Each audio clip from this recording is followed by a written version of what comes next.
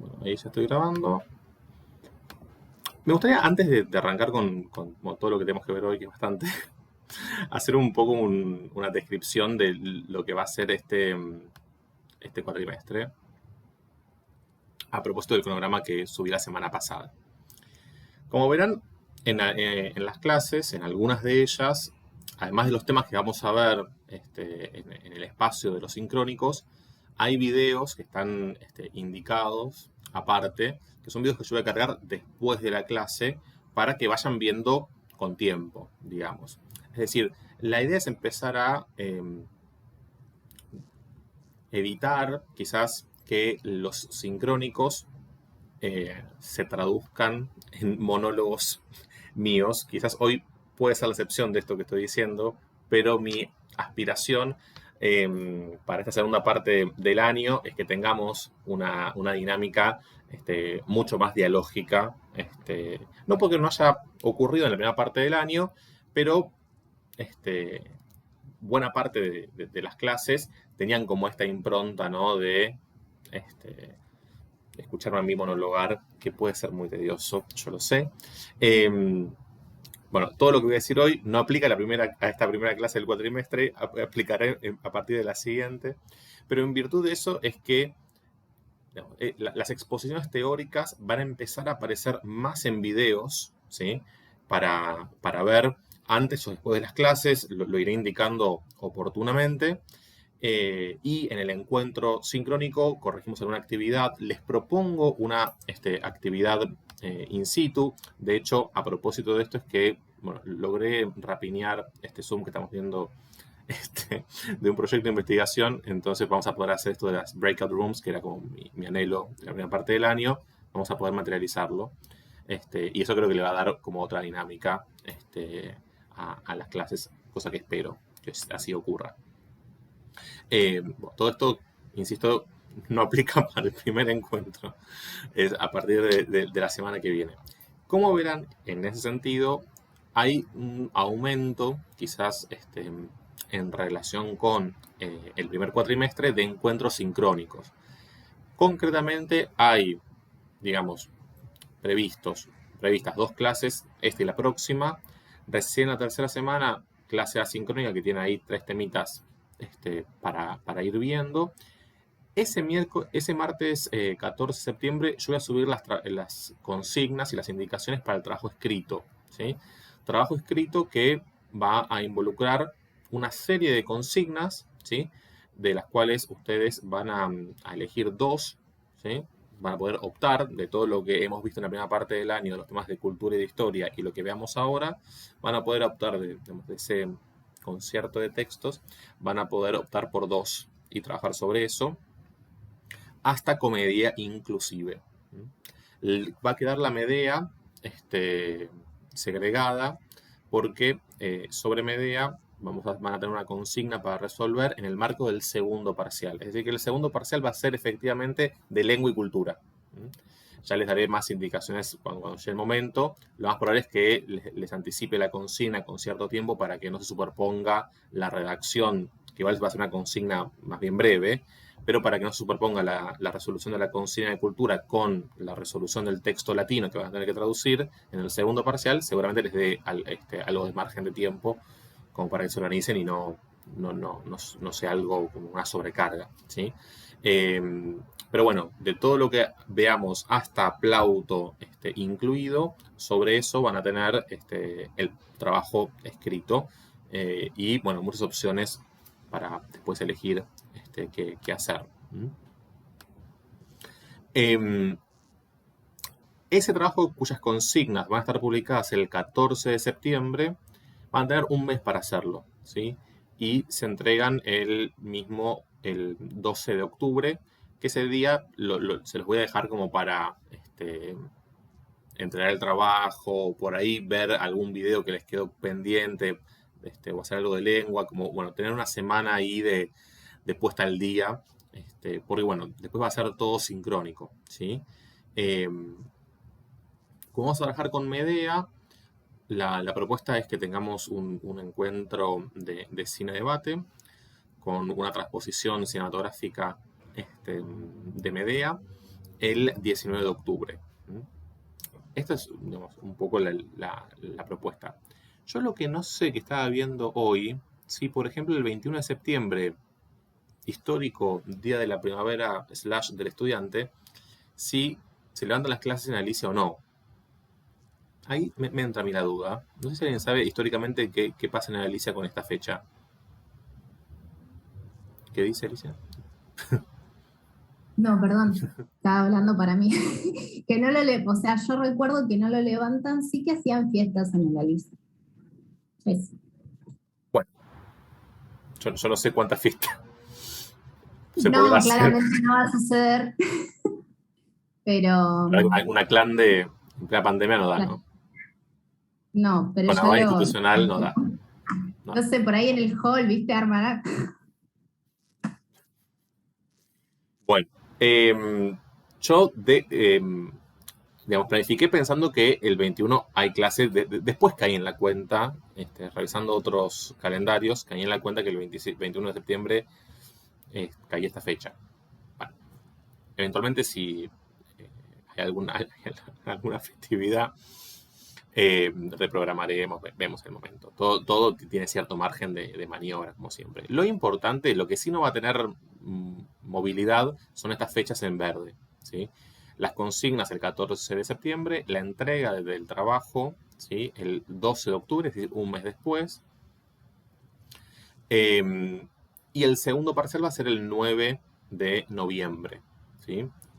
Es decir que, fíjense que cómo está pensado este cuatrimestre, temas nuevos vamos a ver hasta octubre, hasta la primera semana de octubre.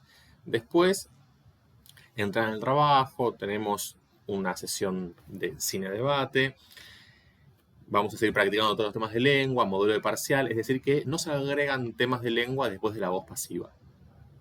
Bajamos la persiana con la voz pasiva, básicamente.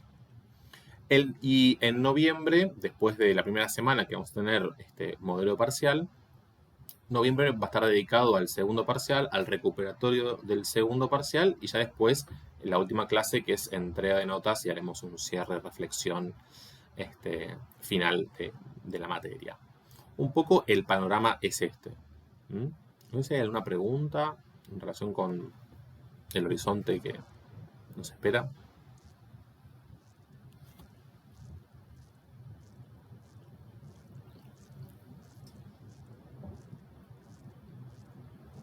Bueno, veo que no por ahora.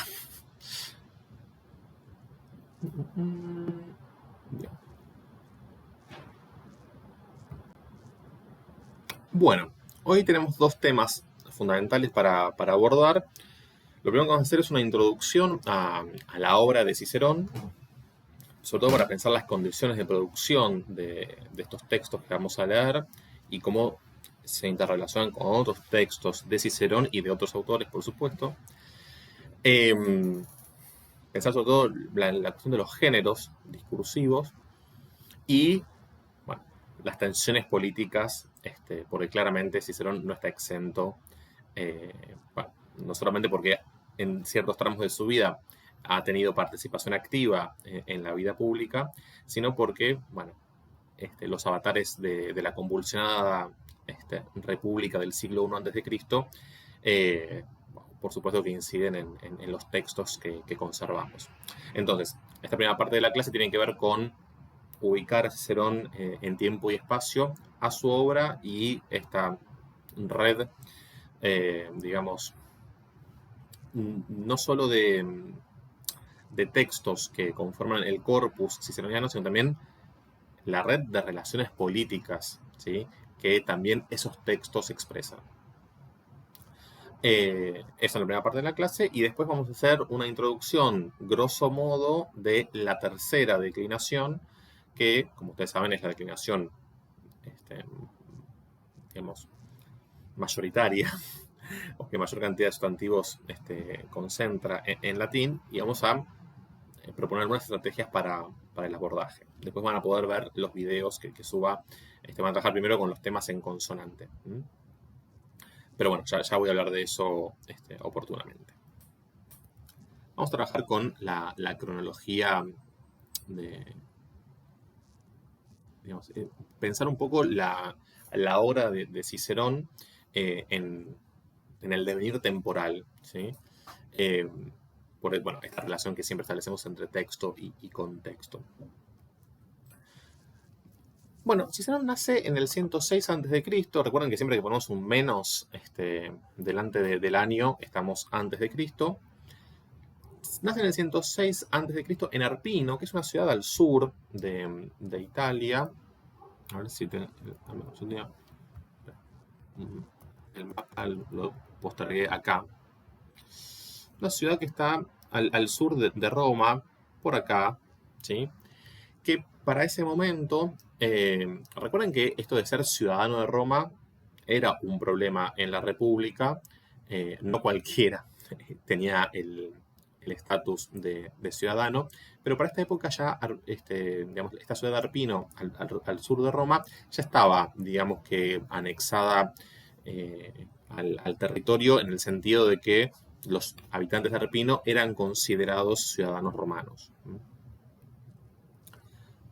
Bueno, nace en Arpino, Cicerón, y en el mismo año nace Pompeyo en Roma. Estas casualidades, ¿no?, de la historia, esta sincronía que se da en el 106. Pero digo, menciono esto porque funciona la lógica centro-periferia. La cultura romana es una cultura claramente etnocéntrica. Etnocéntrica en términos de Italia respecto del resto del Mediterráneo y también en términos de Roma respecto del resto de la península. Digamos, es una lógica centro-periferia que funciona en esos dos planos. Bueno, en el año 6 nace en Roma César. ¿Sí? Digo, estas dos figuras, ¿sí?, Pompeyo y César, son dos figuras que, como ustedes saben, son excluyentes desde el punto de vista de la preeminencia que tienen en este siglo I, sobre todo en la segunda, digamos, en la mitad del siglo I, ¿sí? Entre el 70 y el 50 y el 44 hasta que muere César. Bueno, de alguna manera es como que Pompeyo y César se van turnando en el poder a través de múltiples alianzas. Pero lo que sí es cierto es que Pompeyo y César van a, digamos, una vez que ingresan en la vida pública, van a formar parte de dos facciones claramente enfrentadas. Enfrentamiento que está ya después en Farsalia, más adelante. Ahora, lo interesante es que César nace en el año 100, también en Roma. No solamente nace en Roma, sino que César, como ustedes saben, pertenece a la gens Iulia, es decir, pertenece a un linaje que está vinculado con la fundación de la ciudad, ¿sí? Esto es algo que los romanos construyen mitológicamente, el hecho de ligar la fundación de Roma con un origen troyano, particularmente con la gesta fundacional de Eneas. Esto es lo que vimos, recordarán ustedes, cuando trabajamos con el libro 1 de Tito Livio. Este contrapunto acerca de que tanto Pompeyo como César pertenecen digamos, a los sectores de la aristocracia es importante porque Cicerón no solo que nace en la periferia respecto de Roma, sino que además no pertenece a estas familias tradicionales de la nobilitas, familias vinculadas con los orígenes de Roma, nada de todo eso, nace en Arpino y pertenece al orden ecuestre. Es un equites, es un caballero. Esta particularidad de que Cicerón sea un caballero y pertenezca a este orden social es muy importante porque, como ustedes saben, una sociedad tan reaccionaria como la romana, digamos, los cargos políticos estaban reservados precisamente para ese establishment dominante. Que una persona, en este caso Cicerón, accediera a el consulado, como va a ocurrir en el 63, es algo que está por fuera, digamos, del statu quo, y en ese sentido lo convierte o lo va a convertir en un homo novus. Recuerden que el adjetivo novus es un adjetivo que en el léxico político tiene una connotación peyorativa, sumamente negativa. Es un advenedizo, concretamente. Bueno, ubico en este devenir temporal en el 91 una guerra social contra los Zoqui. Los Zoqui, socios barra aliados, eh, son estos otros pueblos estos otros pueblos itálicos que coexistían en la península, en el Lacio, o alrededor del Lacio, eh, y que reclamaban justamente la ciudadanía romana. Insisto que para este momento no había una ciudadanía tan extendida. Y se produce una guerra social que va a terminar con una paz con los aliados estos y con la concesión de la ciudadanía. Pero menciono este antecedente de la guerra social con estos aliados que reclaman justamente el derecho de la ciudadanía, porque es un antecedente importante en términos de lo que va a ser a partir de los años 80 y en adelante la sucesión de guerras civiles que azotan Roma y que también van a explicar no solamente los vaivenes políticos de Pompeyo y de César, sino también del propio Cicerón. En el año 84, ¿sí? En medio de estas guerras civiles que tienen a dos exponentes, sobre todo, que son Mario y Sila, ¿sí? Mario como representante del Partido de los Populares y Sila como representante del partido, de la facción, mejor dicho, de los optimates. ¿Sí? Dije partido, es inexacto, corrijan eso. O corrijo yo eso. Recuerden que en Roma no se puede hablar de partidos políticos per se, en tanto y en cuanto estos no tenían digamos, una propuesta programática como los partidos políticos contemporáneos. ¿Sí? La denominación que utiliza César, que el propio Octaviano va a utilizar después, es la denominación de factio, son facciones. Incluso hablan de facciones para referirse al adversario y también hay un dejo negativo en el término factio.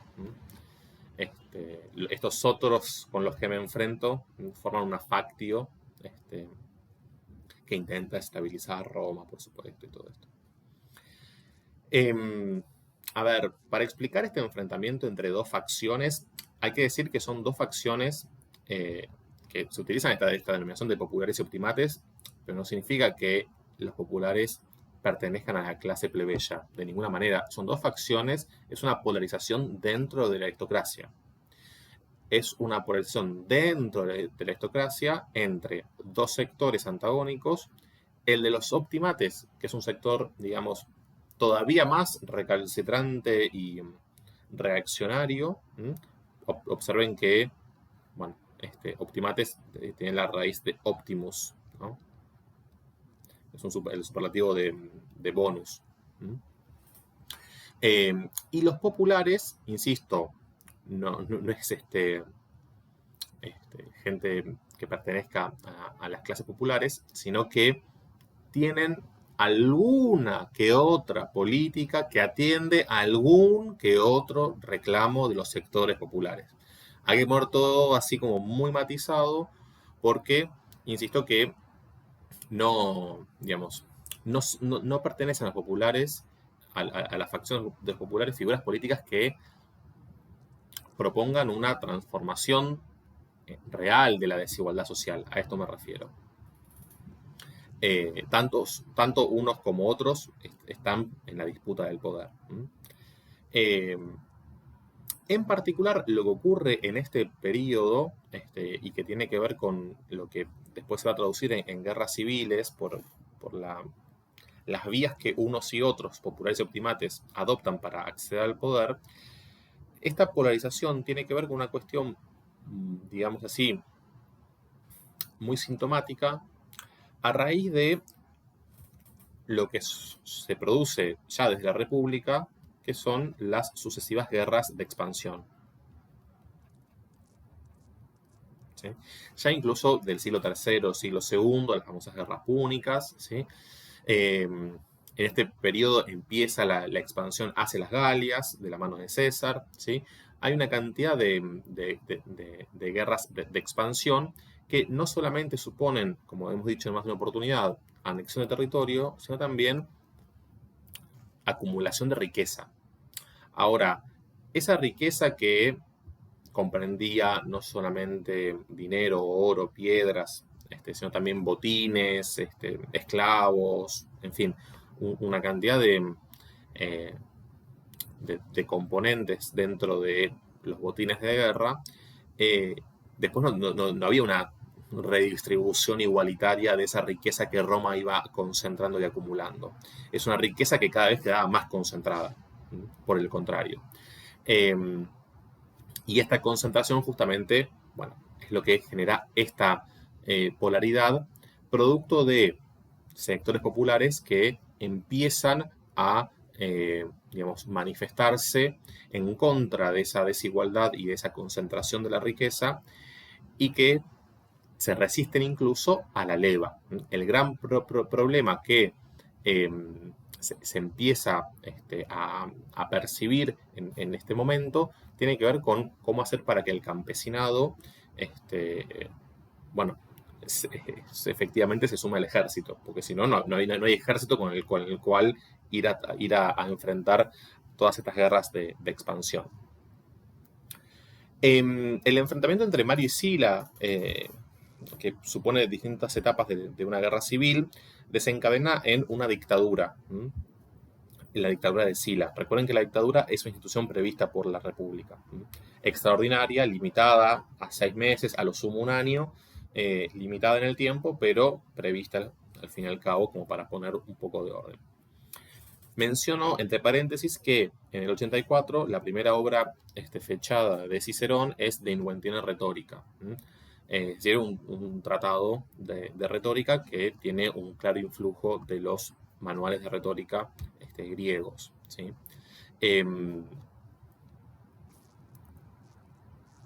el año 80 es el primer discurso que conservamos de Cicerón, completo, es el Proroscio Amerino. Fíjense que ya acá tenemos en las primeras obras estas dos vertientes, ¿no? La vertiente teórica de Inventione, ¿sí? Y la vertiente práctica, ¿sí? Está por un lado la teorización acerca de la retórica y por otro lado la praxis retórica.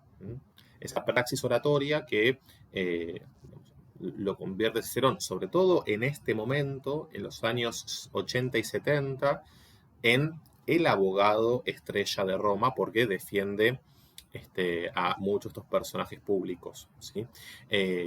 Los defiende en juicios y, bueno, logra la absolución cuando son discursos de defensa. Los discursos de defensa están encabezados por la preposición pro. Pro significa, entre muchas cosas, en defensa de, a favor de, y los que están encabezados por la preposición in significan en contra de.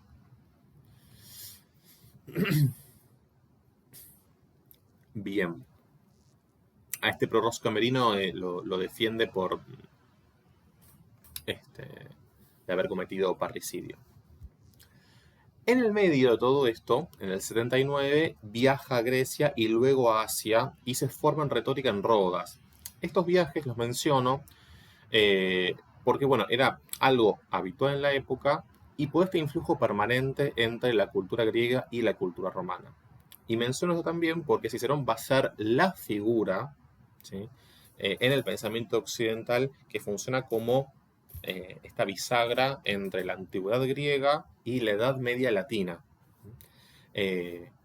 Todos los autores, o bueno, un grueso de los autores del medioevo latino que conservamos, leen a los filósofos griegos a través de Cicerón.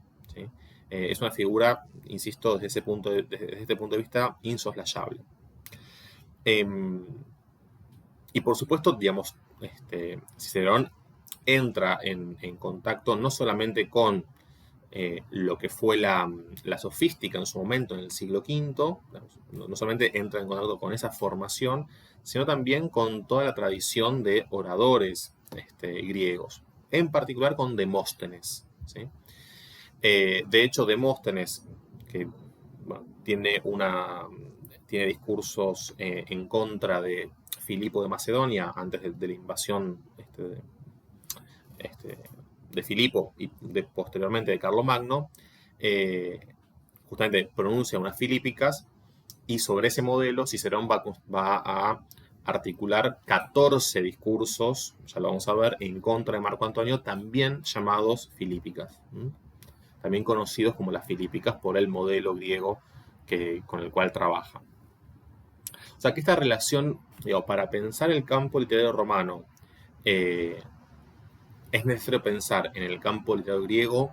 Efectivamente es así, no porque se trate de una imitación o una traducción así sin más, sino porque hay relaciones de inter o hipertextualidad que son muy, muy manifiestas y tienen que ver con la complejidad, en realidad, del campo literario del que estamos hablando. Y noten también que esto también es una cuestión muy debatible y muy interesante para pensar cuáles son las reglas para constituir, por un lado, un campo literario y por el otro, un canon literario. Y otra cosa interesante es, cómo ingresan en el campo literario textos que desde nuestra perspectiva contemporánea, yo no sé si diríamos que son textos literarios. Por ejemplo, discursos en defensa de un personaje, ¿sí? O en contra de un personaje político, como lo que vamos a leer. ¿Por qué eso entra dentro del campo literario? Dejo la pregunta para debatir después. Porque evidentemente la lógica de funcionamiento del campo literario romano no se corresponden con las lógicas de funcionamiento de el nuestro, por ejemplo. Para pensar ahí cómo funcionan las relaciones de fuerza al interior de un campo. Uso la noción de campo de Bourdieu, ¿no? Para pensar la delimitación, ¿sí? Y por supuesto las relaciones entre los géneros. Bueno. En el medio, abdica Sila, ¿no? Termina ahí la dictadura de Sila. En el 77 hay otro discurso muy importante. Esto es una selección de obras de Cicerón. Imagínense que es una obra ingente, indomable, realmente. Y que tiene, por un lado, esta pata de la teoría retórica, la praxis oratoria, y ya vamos a ver que hay otra pata más, y si se quiere, una cuarta. Este discurso, el Prorroscio Comoedo, es muy interesante porque es un discurso en defensa de un actor, de un comediante. Y desde ese punto de vista aparece una relación muy interesante, o que a mí me llama mucho la atención, que es la relación entre la oratoria y el teatro. Es la relación entre dos roles claramente definidos en la Roma antigua, el rol del orator y el del actor.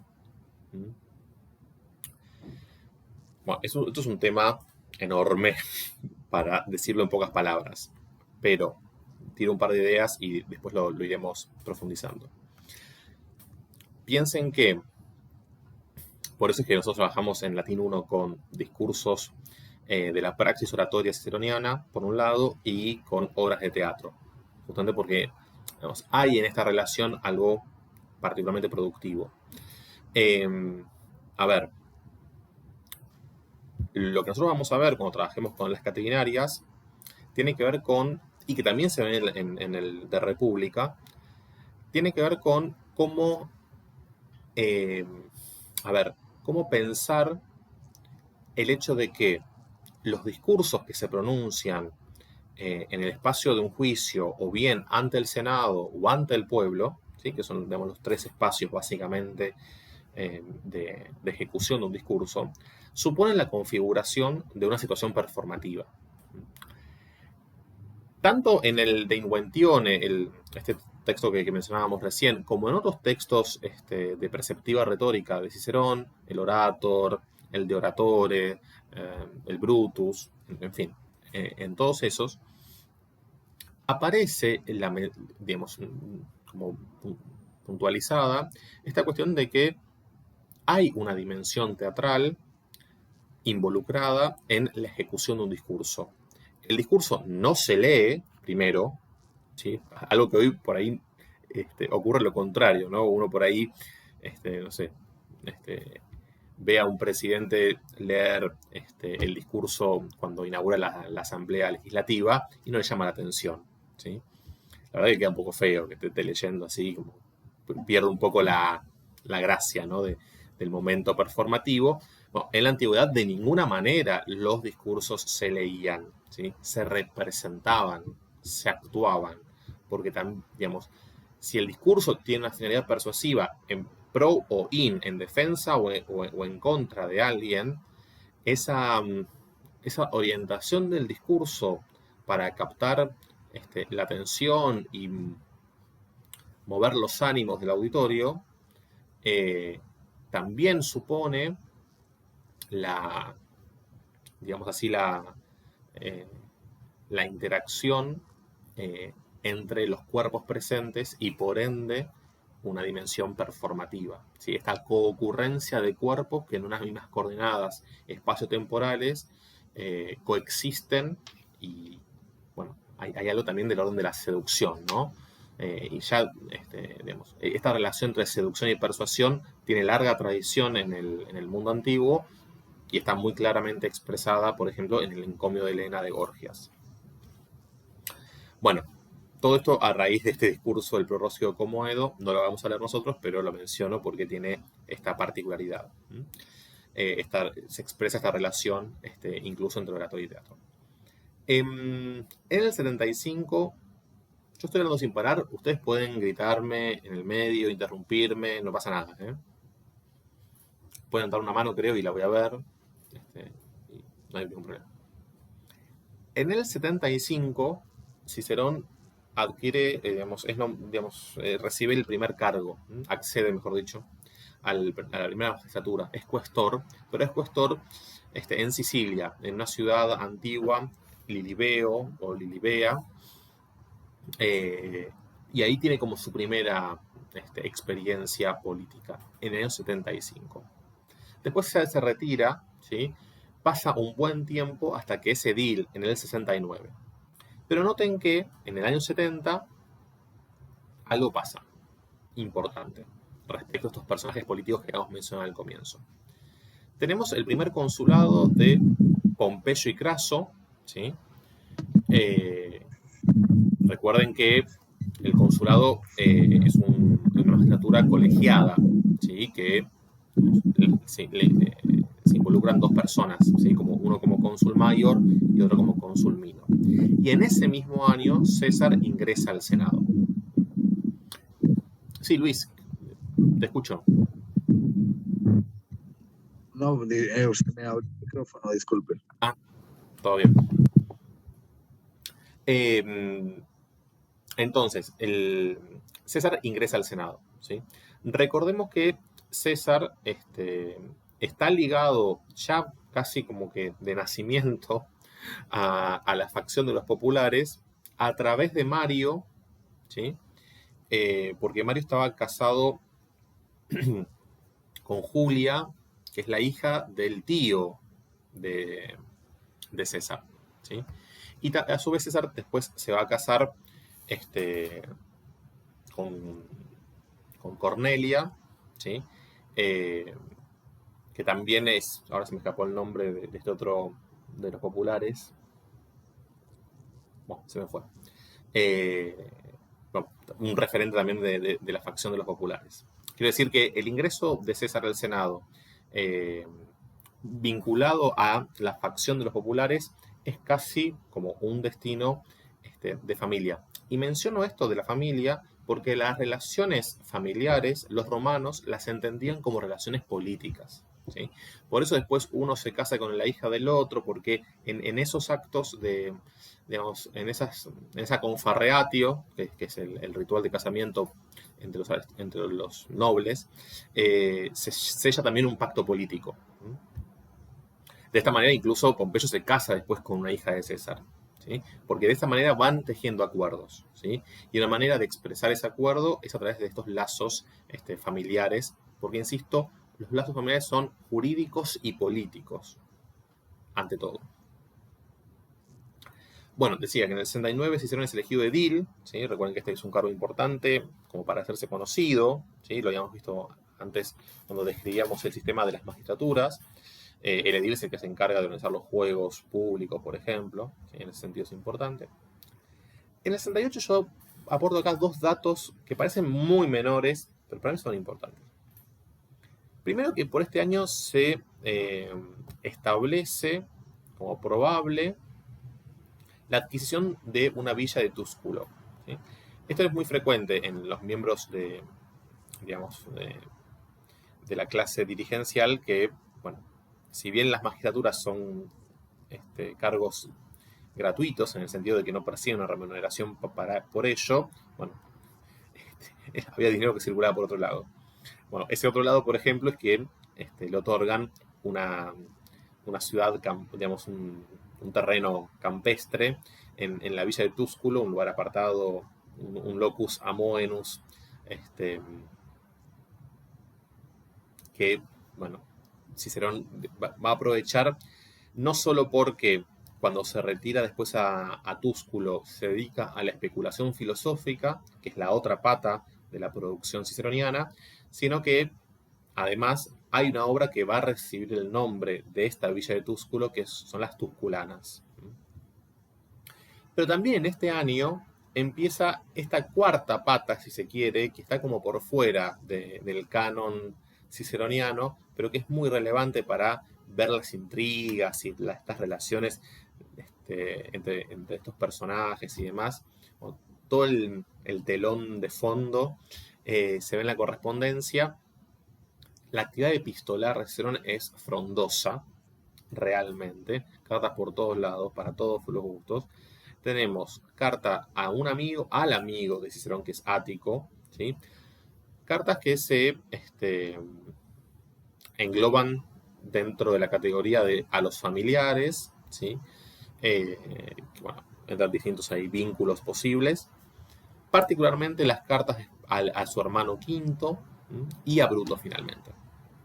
Es decir, tiene este carteo de Cicerón es relevante para también ver, bueno, qué contrapuntos o qué contrastes uno puede encontrar entre los discursos, por ejemplo, ¿sí? Lo que dice en público y después lo que dice por carta. Eso es muy interesante.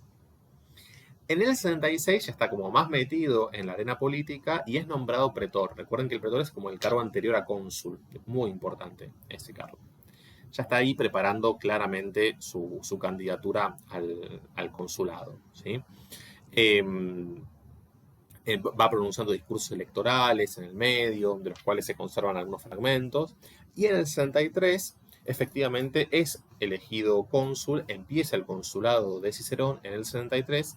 Simultáneamente, César es designado Pontifex Maximus, ¿sí? Otro que viene corriendo de atrás y que empieza a acumular cargos, ¿sí? Esto es algo muy típico de la política romana, la acumulación de cargos en esta carrera de los honores. Así lo hizo Cicerón, así lo hace también César, ¿sí? Viene corriendo atrás y lo pasa largamente, ¿no? Recuerden que el Pontifex Maximus es el cargo más alto del colegio de los sacerdotes, ¿sí? Y esto también es muy importante, teniendo en cuenta que en la Roma antigua, hoy en día también, la esfera religiosa está claramente entrecruzada por la esfera política. Entonces no es un cargo menor el de Pontifex Maximus. Es un cargo que de hecho después Augusto va a preservar para sí, dicho sea de paso. En este mismo año, Cicerón también abunda su producción, pero yo rescato tres discursos importantes. Las catilinarias, ¿sí? Que son los discursos que ustedes van a leer o ya leyeron. Las catilinarias. En el medio no puse el de República, sobre el cual también vamos a trabajar, porque la adaptación es muy incierta. Se supone que es entre el 70, el 60, es por acá, pero no sabemos bien cuándo. Por eso no está puesto con detalle. Todo el resto sí está bien fechado. Bueno, digo, tenemos las Catilinarias. Recuerden que Catilina era un adversario político de Cicerón, que se había candidatado también en el 64 para el consulado del 63 y pierde con Cicerón. Y supuestamente, digo supuestamente porque lo que sabemos de Catilina lo sabemos por Cicerón o bien por Salustio. O sea que, bueno, no tiene Catilina las de ganar. Esto también, este apotegma remanido que siempre repetimos, la historia la escriben los que ganan. Pero bueno, tenemos los 4 discursos en contra de Sergio Catilina. Tenemos el Pro Murena, que es un discurso importante en términos de la concepción de Estado que aparece ahí, por eso lo menciono. Es muy conocido el Pro Murena. Y los discursos acerca de la ley agraria. Bueno, esto es un tema, ¿cómo decirlo finamente? Con elegancia. Esto es un tema que le genera urticaria al establishment romano, ¿sí? Porque una reforma agraria supone otro reparto de tierras, concretamente. Y es lo que los sectores reaccionarios no quieren. César impulsa reformas agrarias también.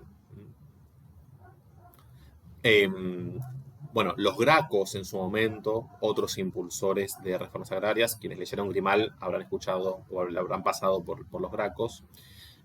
Por Tiberio, el hermano mayor, el menor, años después. Es como un tema esto del reparto de tierras que ya se venía advirtiendo de antes, ¿sí? En los años 100, en los 80, bueno, sigue siendo un tema latente el reparto de tierras. Bueno, Cicerón, por supuesto, al lado menos derechos, digamos así. En el 62, bueno, empieza la carrerita de César. César es nombrado pretor urbano, ¿sí? Se distingue pretor urbano pues pretor en la ciudad de Roma. Recuerden que las magistraturas pueden ser en Roma o en cualquier otra parte del imperio territorial, pero ese cargo, cuando es en una provincia, se le antepone el prefijo pro. Es decir, el pro, que es lo que le pasa al propio César al año siguiente en España o en Hispania, que es propretor, ¿sí? Propretor o procónsules son los magistrados que gobiernan las provincias, ¿sí? Por supuesto, no tiene el mismo estatuto ser pretor urbano, ¿no? Pretor de la urbs.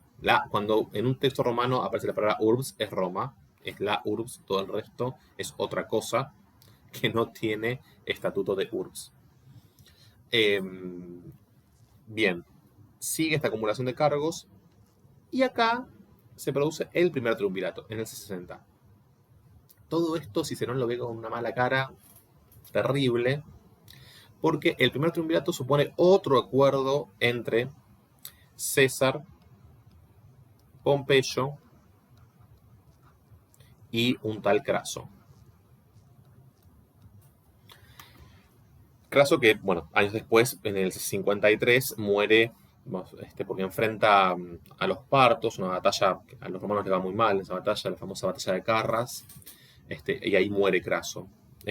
O sea que se termina disolviendo este primer triunvirato. El primer triunvirato no tiene nada de legal, es como un acuerdo entre privados, digamos así, pero que se ponen de acuerdo para gestionar alternativamente el poder. Esto es un triunvirato. No tiene nada de institucional, no tiene nada de todo esto. Es un acuerdo entre privados, pero sobre la vida pública, digamos así. Y parte de este acuerdo supone, ir alternando, insisto, en el poder. Lo que Cicerón ve con malos ojos es esta alianza entre César y Pompeyo. De alguna manera Cicerón considera a Pompeyo un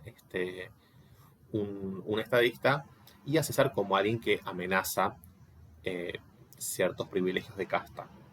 Cicerón, si bien es un homo novus, como dijimos, y pertenece al orden ecuestre, una vez que ingresa a la vida pública, y ni hablar cuando es cónsul, se alinea claramente en la facción de los optimates. Pero hay otro dato.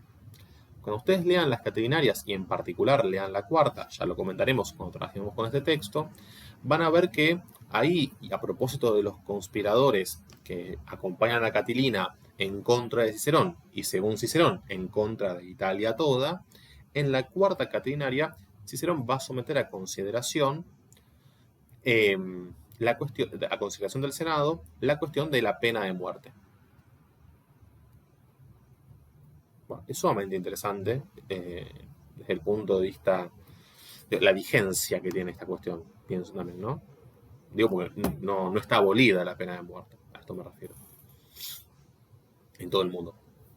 Y el debate acerca de la pena de muerte no solamente encuentra eco, bueno, Cicerón la propone, por supuesto, encuentra eco en todo el sector más rancio del Senado, Catón a la cabeza, como no podría ser de otra manera, y quien se expresa en disidencia de la pena de muerte contra los conjurados por considerarlos ciudadanos romanos y que es, digamos, un acto de impiedad, digamos así,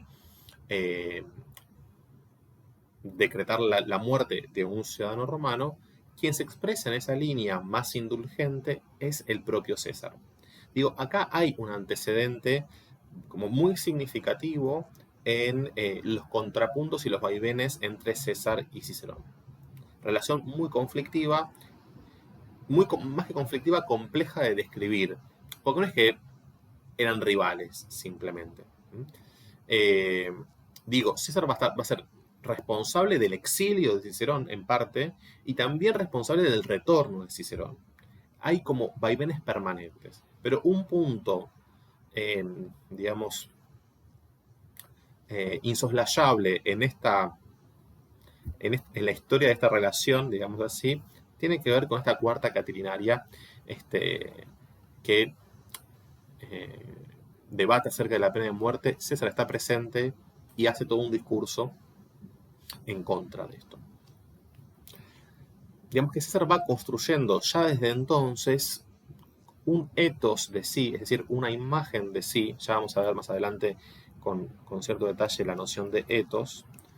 Un ethos de sí asociado a lo que los romanos llaman la lenitas. Esta cosa de César tiende a perdonar.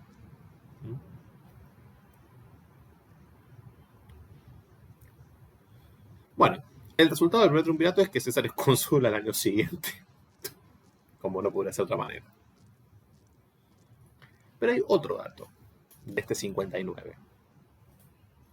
No solamente César es su primer consulado, primero de tantos, sino que otro personaje que estaba protegido por César bajo su ala, un tal Clodio, pasa a la plebe, el traspaso de Clodio a la plebe. Entonces eran por qué alguien que pertenece a la aristocracia se enrola en el censo para la plebe. Ustedes saben que el censo romano organizaba en la sociedad en estratos, y esos estratos después podían votar en asambleas y demás, ¿no? Había todo un sistema electoral, digamos, por estratos sociales. Porque a lo que aspira este Clodio es a un cargo muy importante, que es el cargo del tribuno de la plebe. Como ustedes saben, el tribuno de la plebe es un cargo que se crea justamente por reclamos de los sectores populares de tener algún representante que pueda interactuar con el Senado, con los magistrados y tener alguna incidencia. Lo crean, pero bueno, hacen este tipo de maniobras, estos pasos de comedia de los romanos, de, bueno, catapultar a alguno de los suyos, me refiero de los aristócratas, a la plebe para que después sea tribuno de la plebe. Bueno, no sabemos después qué intereses en definitiva está defendiendo. Pero este Clodio, que venía enfrentado con Cicerón, por muchas razones, sobre todo por el andar de Clodio en la vía pública, que escandalizaba bastante a Cicerón, digamos así. Este Clodio enfrentó a Cicerón cuando accede al tribunado de la plebe, en este paso de baile propiciado por César, impulsado por César. Cuando accede al tribunado de la plebe, impulsa muchas leyes entre ellas leyes que castigan a quienes condenan a muerte a ciudadanos romanos. Bueno, si nos retrotraemos, Castiliana 4. Este acceso de Clodio al poder vía tribunado de la plebe y el impulso de estas leyes en contra de los romanos que quieren matar romanos, dicho así en criollo, propician el exilio de Cicerón al año siguiente. Cicerón pasa un año en el exilio y es el propio César el que genera las condiciones de posibilidad de su regreso. Otra cosa interesante que pasa en este 58 a.C., cuando Cicerón se exilia, viendo que si no se exilia motu proprio lo van a exiliar, en el mejor de los casos, es que César, después del consulado, emprende la campaña, ahora sí, para conquistar las Galias. Esta campaña de conquistar las Galias la hace primero con la designación del Senado, con el cargo para César de procónsul durante 5 años en las Galias. 5 años que después se lo renuevan por otros 5 incluso. En total está 9 años César en las Galias, 9 años fuera de Roma. Bueno, imagínense este triunvirato que se estaban ahí como pasando el poder. Tiene a uno de sus integrantes, a César, en las Galias, al norte. Bueno, Pompeyo hizo y deshizo lo que quiso esos 9 años. Tanto es así que uno de esos años es cónsul sine colega, es decir, sin un segundo, como prevén las instituciones republicanas, ¿sí? Que el cargo de cónsul es un cargo colegiado como el resto de las magistraturas. Bueno, César empieza por 5 años, extiende a 9 los años en las Galias, recién en el 51 termina la conquista de las Galias, como lo llaman los romanos, la pacificación de las Galias. Bueno, esta manera de entender la paz que tienen los romanos. Los romanos, hay hay un célebre apotegma respecto de esto para entender la mentalidad romana. Si quieres la paz, prepara la guerra, ¿no? Si vis pacem para bellum. ¿Sí? Vis, un verbo vamos a ver más adelante, es el verbo volo, querer. De ahí viene en francés vouloir. Si quieres la paz, para es el imperativo del verbo paro, preparar, disponer, prepara o preparar la guerra, bellum. Bueno, en el medio de todo esto, estando César en las Galias, hay una producción discursiva muy importante de Cicerón. Cuando regresa en el 57 pronuncia los discursos llamados post-reditum, después del regreso, que por supuesto le agradece al pueblo y al Senado haber propiciado las condiciones para su regreso sin que lo maten. Lo que no es poca cosa. Pero este exilio, por supuesto, que impacta en la carrera de Cicerón, no tiene ni por asomo el rol preponderante del 63, ni por asomo. Tanto es así que vuelve un poco a esta práctica más de abogado, de defender a unos o a otros en casos enmarcados en una situación forense o judicial. Y en el 56 pronuncia un discurso en favor de Celio, el pro Caelio. Un discurso interesantísimo, que defiende a Celio de las acusaciones de una tal Clodia, que acusa a Celio de querer envenenarla, de hostigarla y demás. Cicerón defiende a Celio, pero no defiende por qué. Esta cosa de las relaciones. Esta Clodia, si ustedes ven por la A, es la hermana de este Clodio.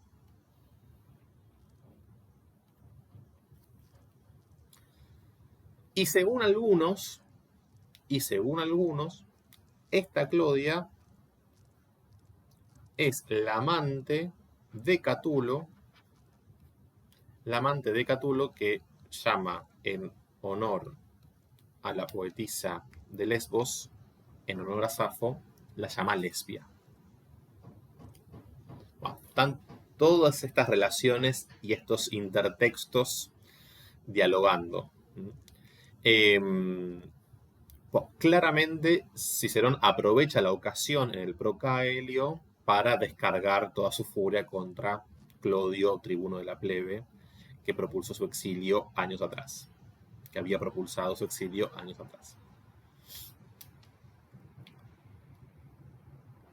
Bien, bueno, en todo este tramo Cicerón no ocupa ninguna magistratura, ¿sí?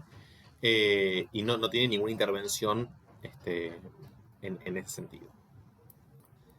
Bueno, decíamos que César estaba en las Galias en el 51, pacifica las Galias, sobre todo después del 52. En el 52 hay un hecho importante acá en Alesia, la Galia Trasalpina.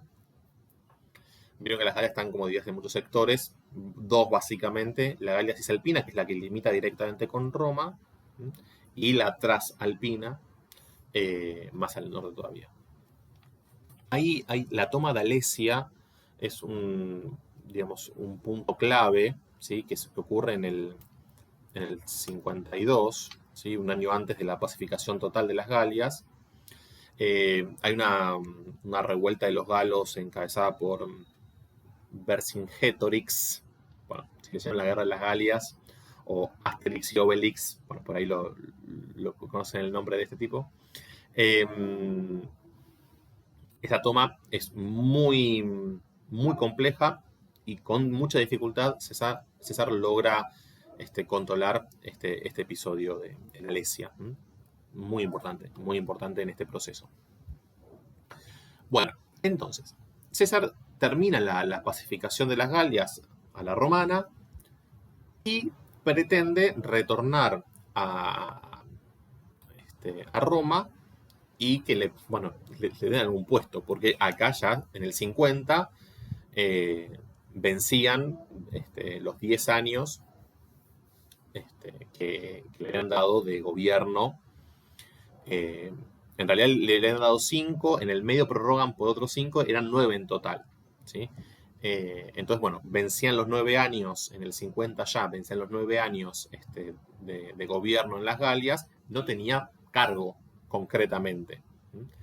Como no tenía cargo, pretende, estando en las Galias, participar de las elecciones para el 49. Para el 50. Esto fue en el 51, para el 50. Pretende participar de las elecciones del 50 para el consulado. Es decir, pretende participar de las elecciones in absentia. Bueno, el Senado romano, que estaba como tomado por Pompeyo y por Catón, no quieren para nada esto, lo niegan. Y ahí empieza como todo un tire y afloje entre el Senado y César a la distancia, que tiene como un punto de inflexión el famoso episodio del cruce del Rubicón que se produce en enero del año 49. César dice, bueno, no quieren que me presenten las elecciones in absentia, vuelvo a Roma, pero vuelvo con el ejército, previendo que no se iba a encontrar con muchas caras de amigos. Le ordenan que entre sin el ejército, porque el ejército tiene que dejar por fuera de la ciudad de Roma. La ciudad de Roma es la ciudad de la paz. El ejército siempre es de la frontera de Roma para afuera para conquistar territorios. No se presupone que el ejército de un general ingrese a la ciudad. Eso es visto como una declaración de afrenta, digamos así. Le dicen que no puede cruzar el Rubicón. Recuerden, el Rubicón es este río que está acá, ¿sí? Que es el límite, en ese momento funcionaba como límite, como frontera natural entre Roma, digamos así, Roma en sentido amplio, en el Lacio, de la península, y la Galia Cisalpina. Entonces, César cruza el Rubicón y ese gesto de traspasar una frontera, transgredir una frontera, es simbólicamente decodificado como una transgresión al, eh, a la decisión del Senado. Entonces ahí estalla un primer conflicto en Roma, un primer episodio de la guerra civil entre César y Pompeyo, pero rápidamente Pompeyo sale, se va como rata por tirante, huye Pompeyo de Roma, Pompeyo, Catón, todos los pompeyanos se van a un puerto por acá, más o menos, el puerto de Brindis o Brindisi, que es un puerto importante para la salida, sobre todo para emprender un viaje no muy largo, ¿sí? No cruzarse todo el Mediterráneo, porque, bueno, dada la premura del viaje, cruza a Iliria. Y acá se hace Pompeyo, hasta que después se dirige finalmente a Farsalia en Grecia, cuando al año siguiente tiene lugar esta batalla definitiva del enfrentamiento entre César y Pompeyo. Pompeyo es derrotado en Farsalia al año siguiente, en el 48. Para esto ya César había sido nombrado dictador, porque cuando ingresa a Roma, como todos estos otros salen huyendo al puerto de Brindis, César toma control del Senado, toma control del Tesoro, hace caja, digamos así, y es nombrado dictador. Al año siguiente y después de Farsalia es nombrado cónsul. Es interesante un detalle de Farsalia que César derrota a Pompeyo acá en Farsalia, una batalla muy compleja. Según algunos historiadores, lo interesante de esta batalla en Farsalia tiene que ver con que la proporción de los ejércitos era, valga la redundancia, desproporcionada. El ejército de Pompeyo era muy numeroso, casi en una relación, según algunos historiadores, de 7-1. Y ahí está, bueno, como esto que se reconoce de César, de la mente de estratega, ¿no? Esta cosa de poder aprovechar hasta los accidentes geográficos, ¿no? La disposición del espacio en favor propio para generar efectos sorpresa y asaltar desprevenido al rival. Bueno, esta mentalidad de estratega hace que, a pesar de la desventaja numérica, dicho así, César le gana a Pompeyo. Pompeyo no muere acá en Farsalia, sino que vuelve a huir y se va a Egipto. Algo que me parece muy interesante de esta guerra civil es que no tiene lugar en Roma. Digo, Roma, o mejor dicho, estos dos tipos han hecho de todo el Mediterráneo el escenario de la guerra civil. Esto me parece como un rasgo distintivo. A diferencia de lo que son de lo que han sido las guerras civiles entre Mario y Sila, por ejemplo. Los dos antecedentes en esa dirección. Bueno, Pompeyo, derrotado en Farsalia, vuelve a escapar. Me mata porque sigue escapando y va a estar detrás, ¿no? Como siguiéndolo. Recala en Egipto. Egipto, como ustedes saben, es una locación más en este tablero de ajedrez de la política, de la geopolítica romana. Egipto es un lugar sin dudas clave en este sentido. En Egipto reinan los Ptolomeos. Los Ptolomeos, recuerden esta dinastía que se casan entre sí, entre los hermanos y qué sé yo. O sea que es pura alteridad para los romanos, pero mantienen relaciones políticas con estos tipos. En particular, estando César en las Galias, Pompeyo había generado alianza con los Ptolomeos, con Cleopatra incluso, aunque como ustedes saben, después Cleopatra mantiene un vínculo con César, del que supuestamente nace Cesarión, este hijo que tiene con Cleopatra. El propio Marco Antonio va a tener después un vínculo con la misma Cleopatra. Es decir, que hay una relación acá con estos personajes, pero digo, Egipto juega de un lado y del otro, con los populares, con los optimates, y bueno, van viendo. Digamos. Pompeyo entonces pensaba que al ir a Egipto le iban a recibir para darle como protección, digamos así. Lo iban a resguardar porque venía César pisándole los pies. Más no.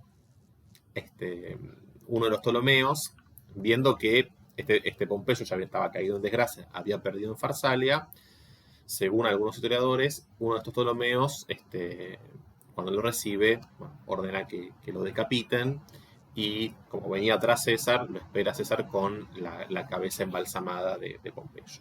Estos datos de color que, bueno, incomprobables, por supuesto. El punto es que Pompeyo no muere en Farsalia, sino en Egipto.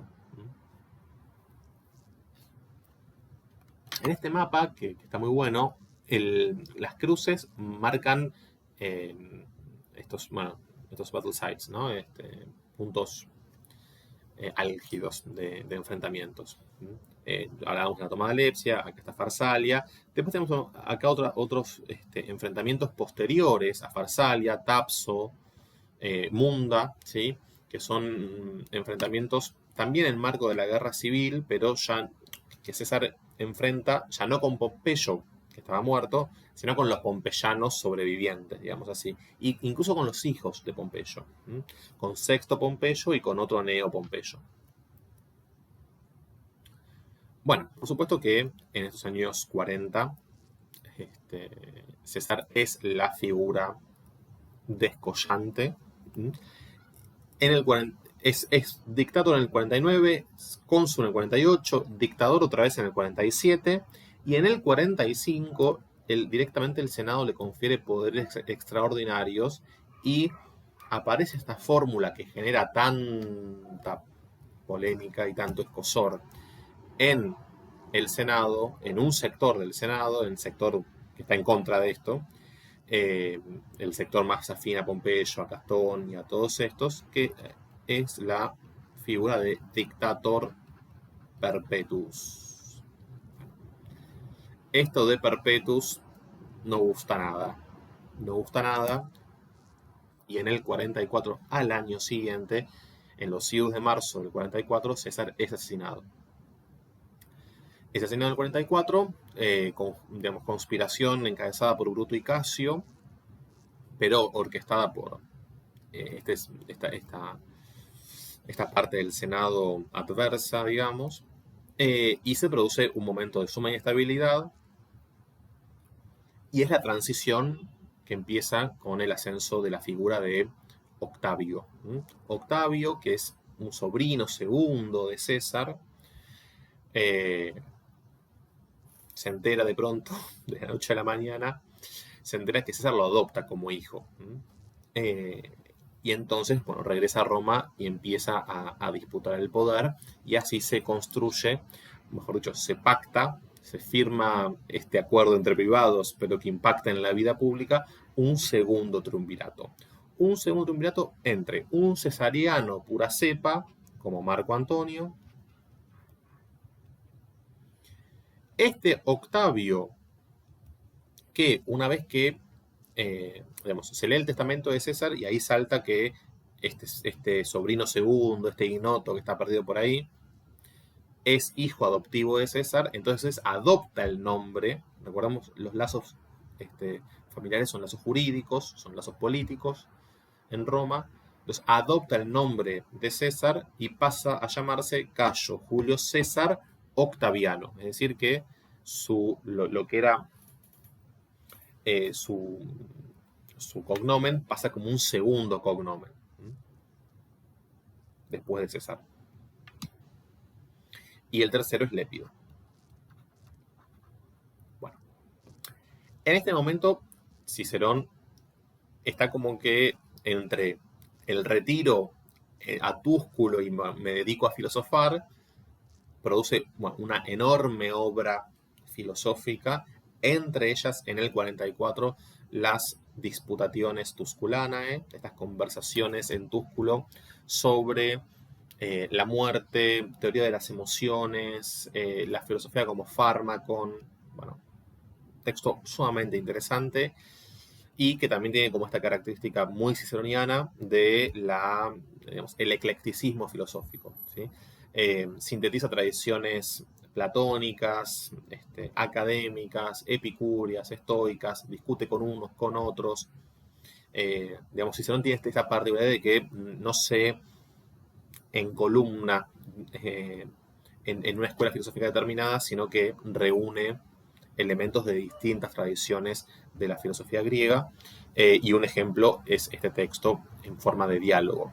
El de República también, por cierto, es un diálogo, y ahí hay una larga tradición platónica en la cual Cicerón se inscribe. Esto de escribir filosofía en forma de diálogo, y ahí otro nexo con lo teatral, por cierto. Pero en estos años tiene la mala fortuna Cicerón de enfrentarse a Marco Antonio y pronunciar filípicas.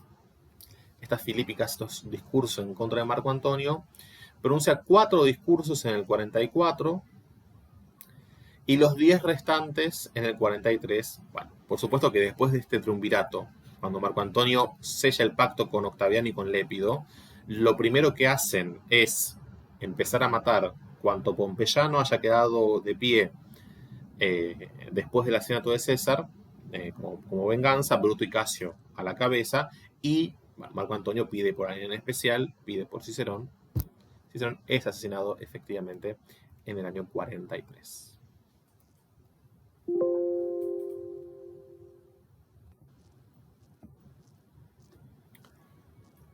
Bueno, hasta acá escucho pareceres.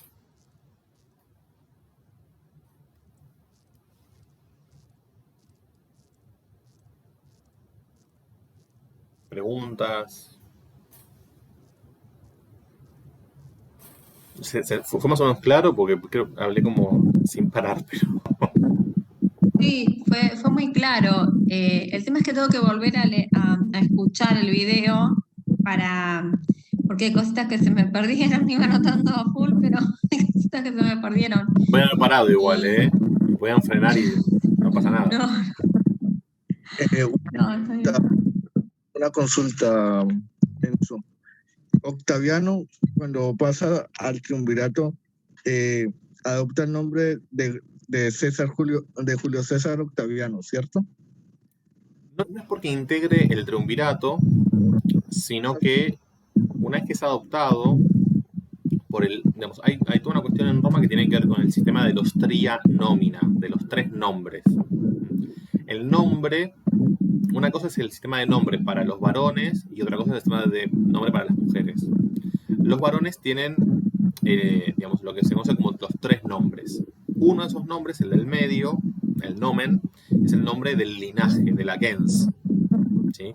Por eso es que cuando Octavio, este sobrino segundo de César, es adoptado, toma el nombre de Julio César para ingresar en ese linaje, que no es cualquier linaje, es la gens Iulia, es la gens vinculada con la fundación.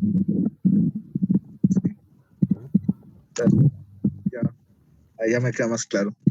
Muchas gracias. Eso es lo que después, no, por favor, eso es lo que después si puedes apagar el micrófono, Luis, perdóname, porque hay un ruido que... ahí va, gracias. Eso es lo que después le permite el hecho de que César lo nombre su heredero, digamos así, pues otro destino fatal para la gens Iulia, que todos estos personajes, digo porque le pasa a César y le pasa después al propio Octaviano, no tienen descendencia masculina. Y el linaje en Roma pasa por vía masculina. Por eso no es que lo adopta porque no tiene nada que hacer, es porque no tiene un hijo varón a quien, transmitirle su linaje.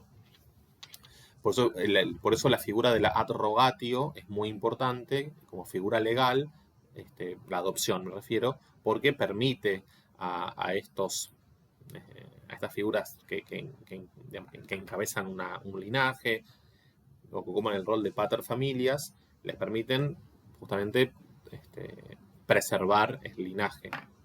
La preservación de una gens se logra solamente por vía masculina.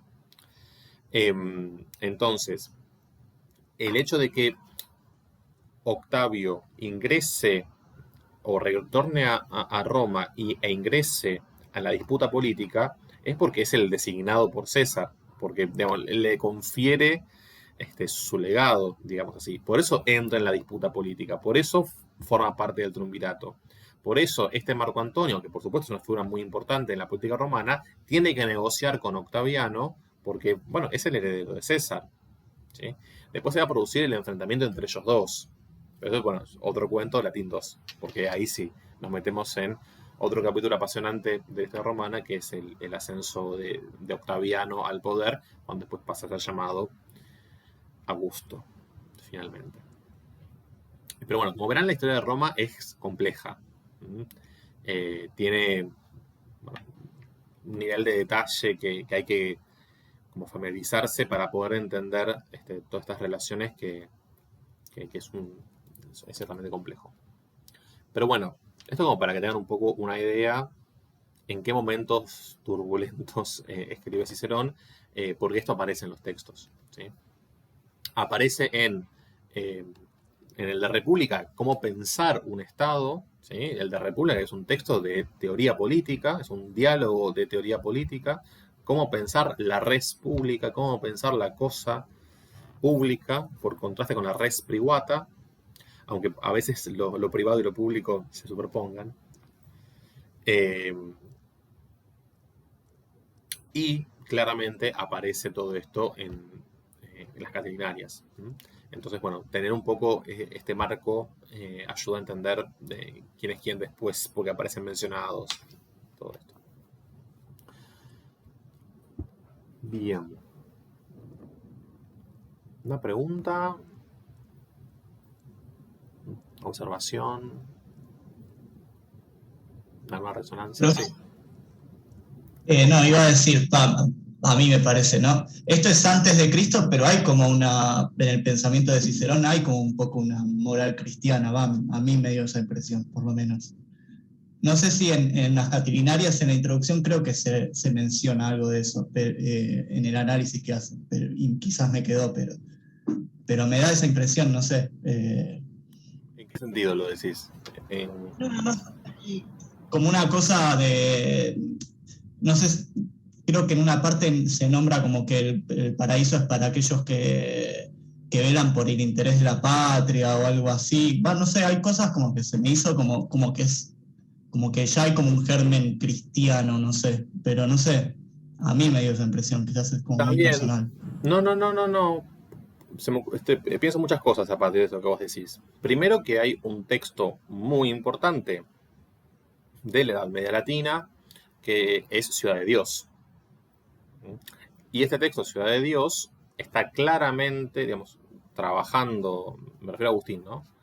Está claramente trabajando con el de República de Cicerón. Es decir que, evidentemente, digamos, por ahí lo que vos estás leyendo como protocristiano es algo que estos cristianos ya estaban leyendo también ahí. Digamos, por eso es un claro ejemplo para mí esto que vos decís de cómo toda la antigüedad grecolatina no pasa linealmente hacia nosotros. En el medio está la Edad Media, justamente. Y esta Edad Media está operando en este tipo de lecturas. Bueno, Agustín, un gran lector de Cicerón. ¿Sí? Fundamental. Por un lado. Y el mundo perdón. Sí. El mundo de las ideas, o sea, Platón como influencia, ¿no puede tener que ver con esta lectura que se hace cristiana de Cicerón? Sin lugar a dudas. A ver, esto es un mundo, ¿eh? Hablando del mundo de las ideas, esto es un mundo enorme. Voy a tirar algunas ideas porque supone decir mucho, pero de hecho, hablar de mundo de las ideas y mundo de las cosas sensibles es justamente, digamos, esa lectura que se hace en la Edad Media de mundo de utilizar este término puntualmente, tiene que ver con la traducción que hace Apuleyo, otro, Apuleyo el de las Metamorfosis, o también llamado el Asno de Oro. Bueno, pero ese Apuleyo además tradujo al latín muchas obras de la filosofía griega, entre ellos textos de Platón. Por ejemplo, el Timeo, un texto importantísimo porque habla de la creación. Ahí se han tirado de cabeza los padres de la iglesia a leer el Timeo de Platón. En particular, en el caso de lo que pasa con el mundo de las ideas y el mundo de las cosas sensibles, tiene que ver con la traducción que hace Apuleyo de Platón. Porque Platón no habla de mundo, es hasta inexacto. Si hablamos de una filosofía platónica más pura y dura, se habla más bien de ámbito. Es un concepto sutilmente diferente, ¿sí? Lo de mundo de las ideas y mundo de las cosas sensibles, como aparece creo que de hecho en el manual célebre de Carpio de Introducción a la Filosofía, ahí aparece la noción de mundo, pero tiene que ver con esto que hace Apuleyo, y así lo leen los filósofos de la Edad Media. Entonces, si hablamos de mundo de las ideas o mundo de las cosas sensibles, es correcto hablar en esos términos en la Edad Media latina, porque así se expresan los textos que conservamos, pero no en Platón. Eso por un lado. Después, por supuesto que para pensar la cuestión, digamos, ontológica, en la cultura cristiana, el modelo platónico viene muy bien, por esta preeminencia de lo inteligible por sobre lo sensible. Ahora, no solamente está la tradición platónica, la que, digamos, ingresa en la Edad Media latina, sino que hay otra tradición tardía, de la antigüedad tardía, que es el neoplatonismo. El neoplatonismo con la figura de Plotino. Yo estoy tirando como títulos, porque esto es mares de tinta. Esto es muy complejo realmente. Estoy como tirando títulos para ubicarse un poco en toda esta red de textos y autores. Pero lo que voy finalmente, yo no me acuerdo exactamente lo que decías, Jonathan, de la introducción de Gredos, lo del paraíso y qué sé yo. Ahora, sí hay en la religión romana una idea de premios y castigos para la vida post-mortem, que incluso se ve en Virgilio. Eso sí está. Después eso es resignificado en el cristianismo. Textos de Agustín son más que interesantes. Confesiones es una novela, una cosa extraordinaria. Y filosofía, es apasionante. Siempre tengo como ganas en Latín 2 de meter algo de Agustín, de traducir algún textito de confesiones, porque es realmente muy, muy interesante, apasionante. Digamos, estos dos filósofos, Agustín y Tomás, llamados uno más platónico, Agustín, y otro más aristotélico, Tomás, es más complejo que eso, ¿sí? Y están todas estas tradiciones en el medio del neoplatonismo. Hay tradiciones del mundo islámico, Averroes, qué sé yo. Es un mar. Pero sí está esta cuestión que decimos de la esfera religiosa y la esfera política. En Cicerón se ve porque permanentemente hay una apelación no solamente a divinidades, sino al designio de los dioses. Está esta cuestión en el discurso, porque es parte de, digamos, a qué lugares, a qué zonas del imaginario cultural del auditorio se están apelando, ¿no? Eso sí. Yo también lo decía en las Catilinarias, cuando nombra a Júpiter es cómo se lo construye es casi el Dios cristiano, digamos, el Dios que juzga, no sé, me dio esa impresión. Claro, lo que pasa en la categoría es que justo pronuncia el discurso en el templo de Júpiter Stator. Entonces, bueno, es como tenés Júpiter detrás que te está avalando el discurso, concretamente. Pasa eso. Pero sí, digamos que por ahí esto que, insisto, esto que estás leyendo es un poco esta idea de entender que nosotros no leemos directamente la antigüedad clásica, sino que en el medio están estas otras lecturas que las heredamos. Las lecturas son sociales, son culturales, son históricas. Uno no lee en abstracto, suspendido en el aire. Hay una cantidad de textos que van mediando. Lo importante no es como renegar o quitar esas tradiciones que median, es reconocerlas. Es decir, bueno, acá está actuando o acá está operando esta tradición o esta lectura o esta intermediación. Bueno, detectar esas capas, digamos.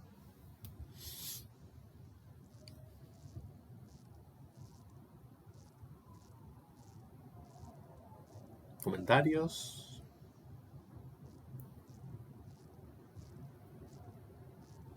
Bueno, van a quedar entonces, después de la clase, van a quedar, voy a subir los videos correspondientes a el de República y las Catrinarias. Y si lo pueden ver para la vez que viene, que haremos como un cierre de Cicerón buenísimo, así trabajamos sobre eso. Yo creo que he hablado como un montón. Si me pongo a hablar de tercera declinación, me van a tirar con algo. Así que, si les parece, dejamos acá. Voy a subir también un video de tercera declinación. Si lo pueden ver, buenísimo. Prioricen Cicerón, así terminamos con eso. Si pueden verlo de tercera declinación, mejor todavía. Si no, lo retomo yo la próxima en el sincrónico y ya. ¿Parece? Bien, dejo de grabar.